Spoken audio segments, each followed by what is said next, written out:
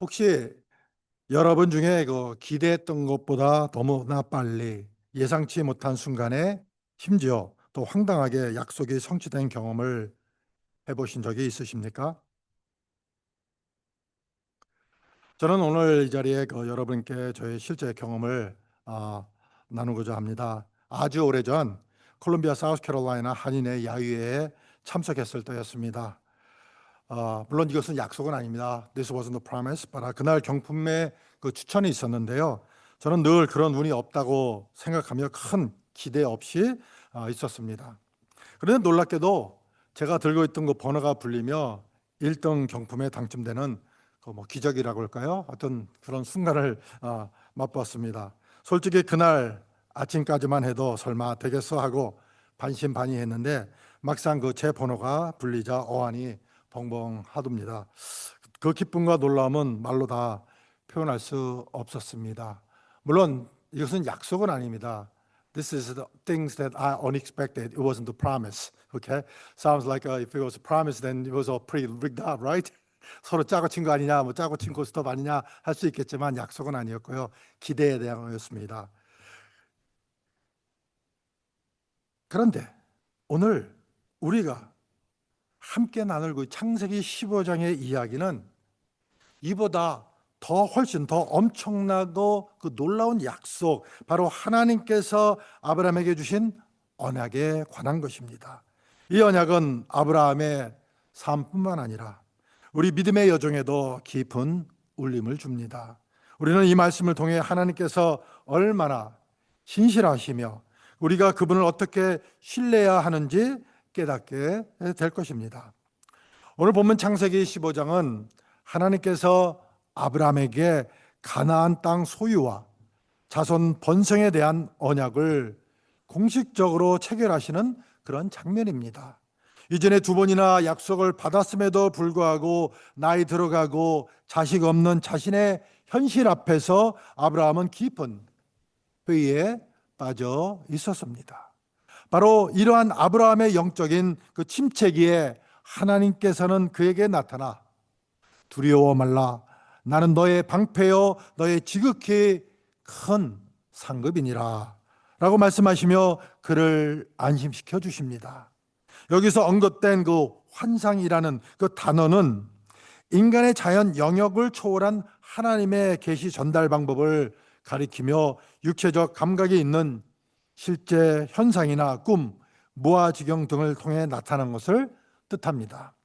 아브라함의 두려움에 대해서는 여러 가지 견해가 있지만 이어지는 2절을 볼 때 자손에 대한 그 하나님의 그 계속된 그 침묵을 두려워했을 가능성이 큽니다. 실제로 아브라함은 곧바로 주 여호와여 무엇을 내게 주시려나이까 나는 무지하오니 라고 질문을 합니다. 여기서 주 여호와라는 칭호는 만물에 대한 그 하나님의 그 주권과 다스림을 강조하는 아도나이와 언약에 대한 신실성을 강조하는 여호와가 합쳐진 이름으로 아브라함이 그 하나님의 약속 성취를 다시금 확신하게 되었음을 보여주는 것입니다. 당시 고대 근동에서는 자식이 없는 그 부부가 재산 상속을 조건으로 양자를 입양하는 관습이 있었는데 아브라함 역시 이 관습에 따라 가장 신임하는 종 엘리에셀을 자신의 후사로 추천을 합니다.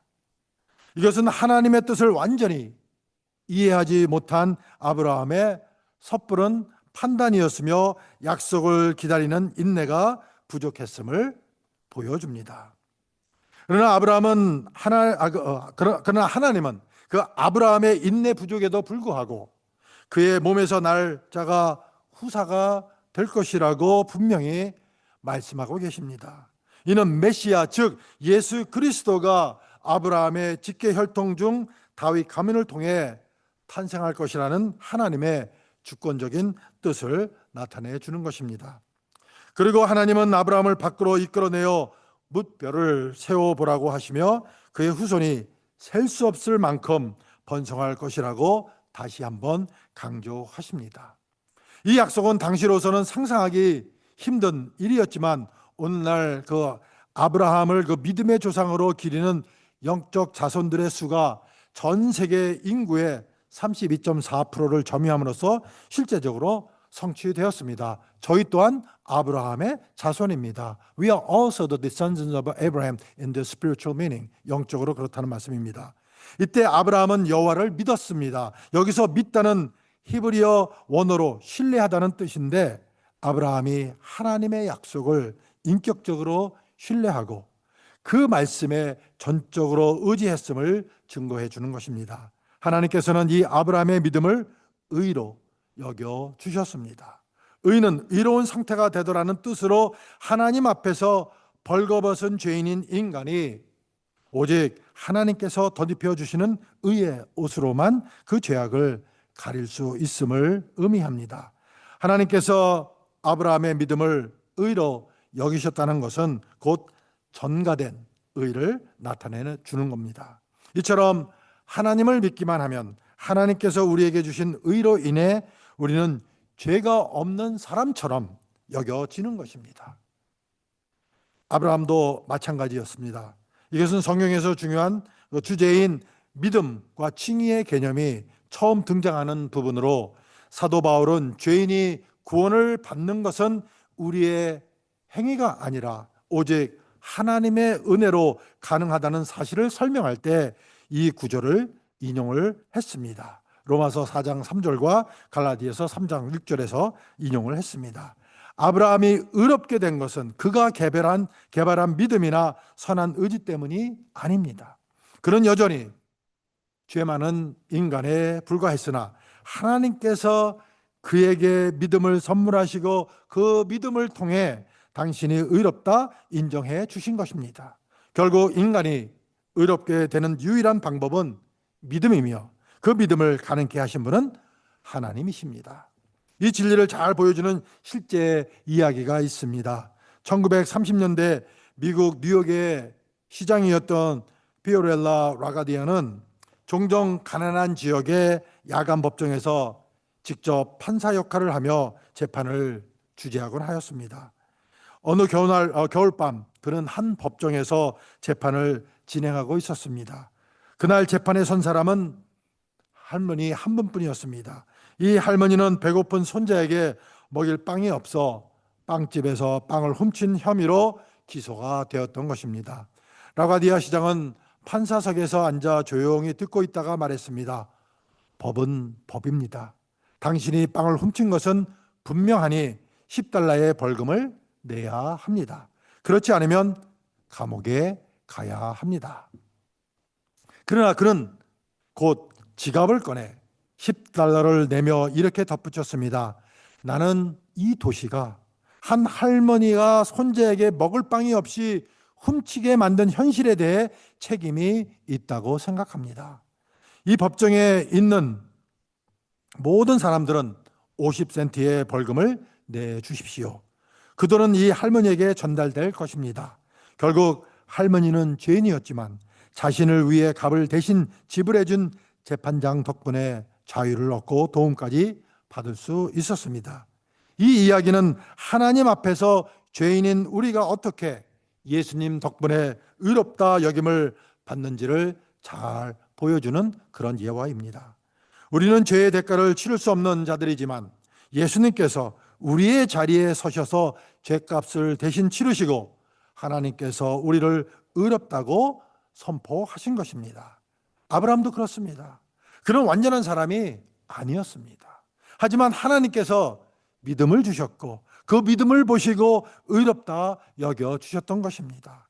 우리가 구원을 받는 것도 전적으로 하나님의 은혜와 예수님의 희생 그리고 믿음을 가능케 하신 성령님의 역사 때문인 것입니다. 이러한 은혜로우신 하나님은 아브라함에게 그를 갈대아 우르에서 이끌어낸 여호와 하나님을 밝히시며 가나안 땅을 기업으로 주실 것을 약속하십니다. 그런데 아브라함은 다시금 주 여호와여 내가 이 땅으로 업을 삼을 줄을 무엇으로 알리까? 라고 묻습니다. 이는 아직 하나님의 약속을 완전히 믿지 못하는 의심에서 나온 요구로 볼 수가 있습니다. 하나님께서는 아브라함의 의심에도 불구하고 그에게 확신을 심어주기 위해 구체적인 행동을 지시해 주십니다. 나를 위하여 3년 된 암소와 암염소와 수장과 산비둘기와 집비둘기 새끼를 취하라고 말씀하십니다. 아브라함은 이 지시대로 희생 제물들을 가져와 그 중간을 쪼개고 마주 대하여 놓습니다. 이러한 제사 형식은 고대 근동 국가에서 언약이나 동맹을 체결한 후 이를 보증하기 위해 시행하던 보편적인 그런 관습이었습니다. 이는 피와 고통과 죽음 앞에서 자신이 맺은 조약을 죽음을 각오하고서라도 지키겠다는 맹세이자 화해와 통일을 나타내는 한몸 의식이라는 것입니다. 새는 쪼개지 않았지만 이는 율법에도 규정된 방식이며 아마도 몸 전체가 크지 않았기 때문인 것 같습니다. 제물을 준비하는 동안 솔개와 같은 그 맹금류가 사체를 쪼아먹기 위해 접근하자 아브라함이 이를 쫓아냅니다. 이는 아브라함이 하나님께 더럽혀지지 않은 제물로 제사를 드리기 원했음을 보여주며 우리에게 형식적이고 습관적인 예배가 아닌 진정한 예배의 그 모습을 보여준 겁니다. 해가 져서 얻을 때 아브라함은 깊이 잠이 듭니다. 이 깊은 잠은 하나님께서 초자연적인 깊은 잠으로 만드셔서 자신의 특별 계시 수단으로 삼으신 것임을 나타냅니다. 그리고 캄캄함이 임함으로 심히 두려워합니다. 이는 장차 그의 후손이 당하게 될 어둠의 역사, 즉 애굽의 속박을 예견한 데에서 논 놀라움과 두려움일 수가 있습니다. 그때 하나님께서는 아브라함에게 그의 자손이 이방에서 객이 돼서 400년 동안을 그들을 섬기게 될 것이며 그 후에 큰 재물을 이끌고 나오리라고 예언을 하고 계십니다. 이 400년이라는 기간은 대략적인 예언적 숫자이며 실제로는 430년이라 볼 수가 있습니다. 하나님께서 즉시 가나안 땅을 주시지 않고 400년간 애굽에서 지내게 하신 데에는 두 가지 이유가 있습니다. 첫째, 당시 가나안 땅 주인이던 아모리 족속의 그 죄악에 대해 심판을 유보하시고 그들에게 회개할 기회를 주시기 위함이었던 것입니다. 둘째는 이스라엘 자손들이 연단의 기간을 겪는 동안 더욱 성숙한 신앙 인격을 갖추도록 하기 위함이었던 것입니다. 이후 하나님은 아브라함이 평안히 조상에게로 돌아가 장사될 것이며 그의 후손은 4대 만에 이 땅으로 돌아올 것이라고 말씀해 주십니다. 여기서 조상에게로 돌아가 장사될 것이요는 아브라함의 유해가 메소포타미아로 운구된다는 뜻이 아니라 하나님이 인정하신 삶을 살다가 경건한 신앙 계통의 조상들이 가 있는 영적 가나안으로 들어갈 것을 의미합니다. 4대 만에는 족장들의 그 평균 수명을 고려하여 한 세대를 100년으로 계산한 것입니다. 아모리 족속은 가나안 여러 족속들 가운데 가장 강력한 족속이었던 아모리족을 가나안 민족 전체를 대표하여 지칭하는 그런 경우였던 것입니다. 죄악이 아직 관영치 아니함이라는 것은 죄악이 더 이상 채울 틈이 없이 완전하게 가득 차지 않았다는 뜻입니다. 죄악에도 도수가 있어 회개치 않은 죄는 계속 쌓여 결국 하나님의 진노의 심판을 부르게 됩니다. 아모리족에게 400년간의 회개의 그 기간을 더 주셨음에도 불구하고 끝내 회개치 않고 죄악의 도수만 높여갔으므로 결국 멸망하게 된 것입니다. 하나님의 인내와 용서는 깊이에는 제한이 없지만 기간에는 제한이 있다는 것을 알 수가 있습니다. 해가 져서 어두울 때 연기나는 풀무와 타는 햇불이 쪼갠 고기 사이로 지나갑니다. 풀무와 햇불은 호렙산 떨기나무에 붙은 불이나 이스라엘을 인도하던 불기둥처럼 하나님의 임재를 나타내는 그런 현상인 것입니다. 눈에 보이는 현상인 것입니다. 또한 하나님의 대적자들에게는 소멸시키는 진노와 심판을, 하나님의 자녀들에게는 인도하시는 보호와 구원을 의미합니다. 여기서 중요한 점은 쪼갠 그 고기 사이를 지나간 것이 아브라함과 하나님 둘 모두가 아니라 오직 하나님이었다는 것입니다. 이것은 하나님과 인간이 맺는 모든 언약이 본질적으로 하나님이 주도하는 일방적인 계약임을 보여주는 것입니다. 이 횃불 언약은 만약 언약을 깨면 쪼갠 짐승처럼 비참하게 죽게 될 것이라는 강한 메시지를 담고 있으며, 하나님이 주신 약속은 결코 변하지 않는다는 것을 의미하는 것입니다. 이 언약을 통해 하나님께서는 아브라함의 후손에게 약속의 땅 가나안의 경계를 명확히 알려주십니다. 애국강에서부터 큰 강 유브라데까지 광범위한 지역을 주겠다고 약속을 해주십니다. 준원이에 해당하는 히브리어는 내가 이미 주었다는 뜻으로 이미 약속을 인준하고 완료했음을 의미합니다. 이 약속의 땅의 경계는 여호수아 시대에 다 차지하지 못했지만 훗날 다윗과 솔로몬 시대에 비로소 형성되었습니다. 이는 단순히 문자적인 뜻 외에 상징적으로 하늘 가나안의 지경이 크고 넓다는 사실을 나타낸다고 볼 수도 있습니다.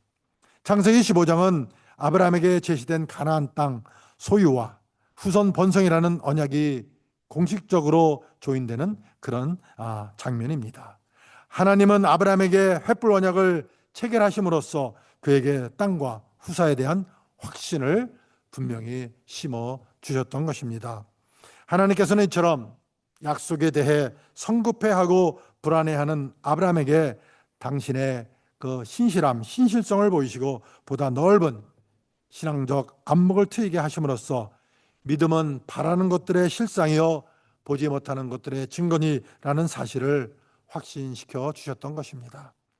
하나님의 역사는 비이성적이거나 독재적이기보다는 이성적이며 당신의 그 백성과 상호 협조적이라는 겁니다. 이러한 하나님의 성품을 알 때 우리는 그릇된 신에 대한 그 개념에서 탈피하여 하나님과 바른 관계를 유지하고 견고한 믿음을 소유할 수가 있는 것입니다. 아브라함 후손이 400년 동안 애굽에서 고난을 겪게 될 것이라는 하나님의 예고는 그분의 깊은 계획을 보여주는 말씀이기도 합니다.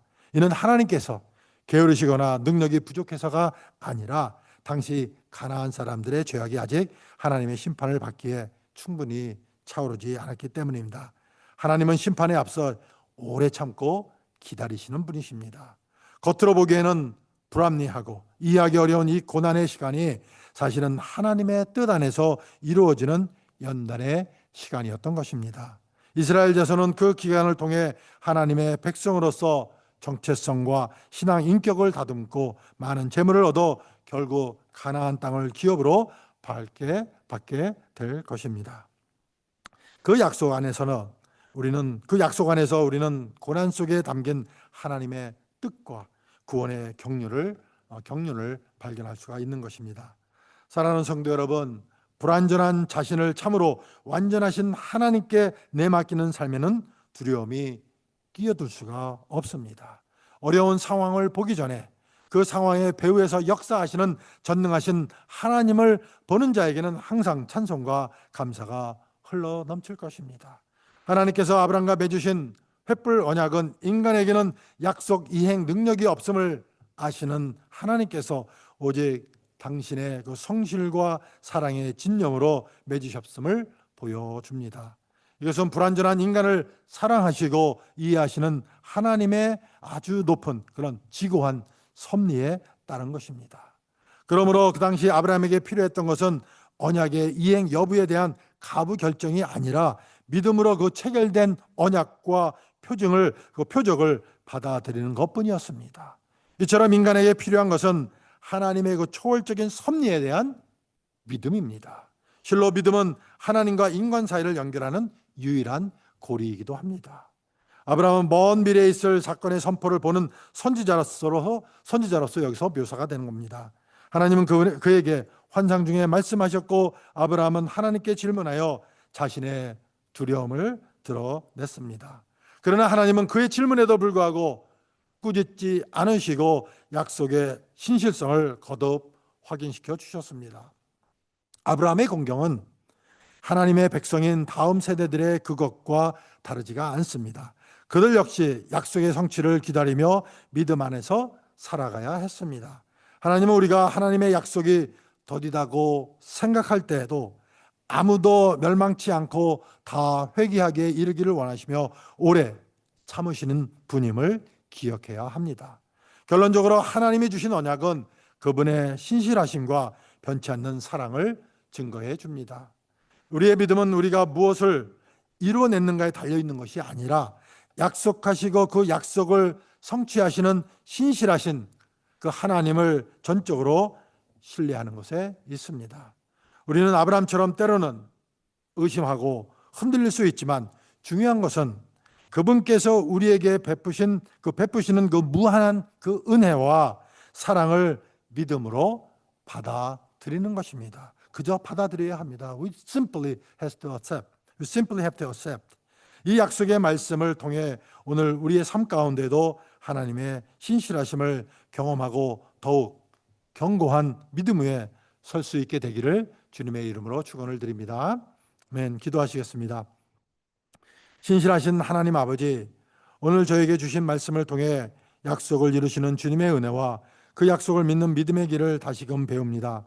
아브라함에게 언약을 주시고 친히 그 언약을 지키신 주님께서 지금도 우리 삶 가운데 동일하게 역사하심을 믿습니다. 우리의 눈에 보이지 않을지라도 때로는 더디게 느껴질지라도 하나님은 결코 약속을 잊지 않으시는 분이심을 고백합니다. 우리를 의롭다 하신 그 은혜에 감사드리며 우리도 끝까지 주님을 신뢰하는 믿음의 사람이 되도록 은혜 베풀어 주시옵소서. Faithful God our Father, through the word you spoke to us today, we have once again learned of your covenant grace and the path of faith that trust in your promises. Just as you made a covenant with Abraham and fulfilled it yourself, we believe you are still at work in our lives today. Even when we cannot see the outcome, even when the waiting feels long, we confess that you are the God who never forgets his promises. Thank you for declaring us righteous by grace and help us to live as people who trust you to the very end. In Jesus' name we pray. 예수님의 이름으로 기도드립니다. 아멘.